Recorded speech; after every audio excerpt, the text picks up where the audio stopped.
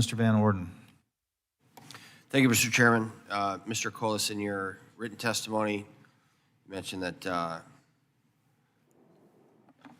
we've got approximately 19% of the population lives in rural areas, but about 68% of the nation's roads are in those areas. You mentioned the critical structural failure of our culvert in Farmington, which is the construction starts in August on that.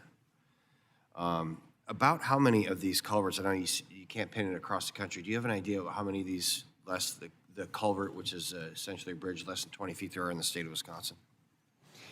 A national number is not known, and because we don't know exactly where they are, you're doing estimates based on waterways and surveys, and there have been 3 estimates, one by our association, one by the Wisconsin County Highways Association, and one by the Wisconsin DOT, and everybody comes to a number right in that 20 to 25,000 range.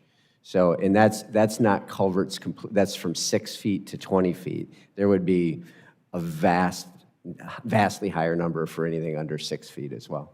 Okay.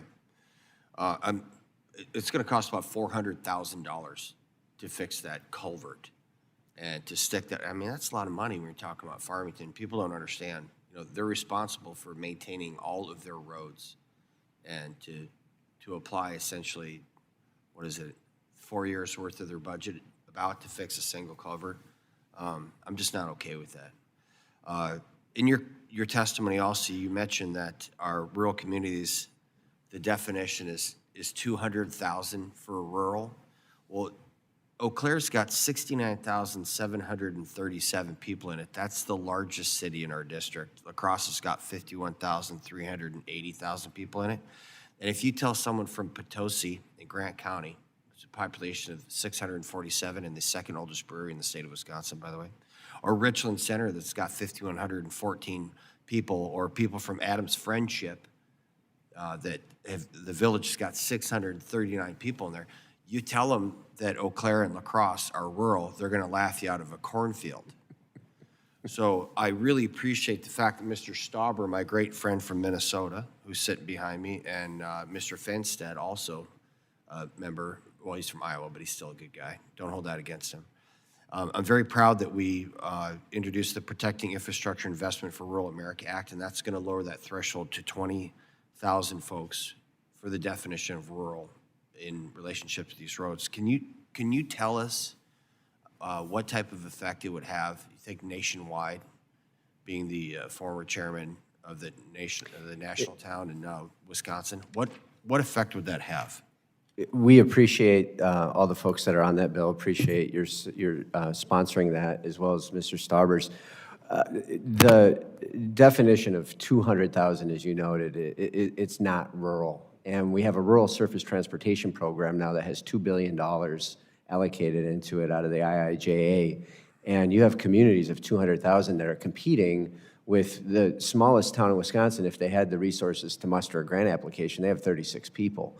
Those towns often have one person in charge of roads. In our state, 50 miles of road is the average roadway, so they're plowing all the roads. They're mowing 100 miles of roads because you got to mow the ditches on both sides. They're doing all the summer maintenance, and they just don't have the time or the expertise to write a grant application. Contrast that with even the city of Eau Claire. They have a public works director, an entire public works department, an engineer, and perhaps even have a grant writer. And if they don't, they have the resources to hire it out. By decreasing that to something that is really, truly rural, you're going to even the playing field so you don't have that David and Goliath situation, and really open up the opportunities for smaller communities to access those grants. And thank you for that. I've limited time here. I got to tell you what, man. I wanted to have a grant writer in my staff, and the House Ethics Committee said I could, and then I'll be in jail in 5 minutes after that. So we don't have a grant writer on our staff, but we do have a guy named John Spears who's responsible for talking to guys like you and getting these community-directed programs going. We can point you in the right direction. We just can't write it for you. And here's why. Washington, D.C. sends money to Madison. Madison sends money to Madison and to Milwaukee, and they forget about us. And we're not doing that anymore. So if you can get the word out again to all your folks, get your community-directed spending projects to my office ASAP. We're going to help shape those to make sure that we can get money directly to the small communities that require these funds because they can't afford it themselves. Because as we said, the vast majority of roads in the United States of America run through small towns and middle America, and we are feeding the world. So please, when you get done with this committee, let's go talk and make sure that you're on board. Thank you. Mr. Appreciate Chairman, that. I yield back. Gentleman yields.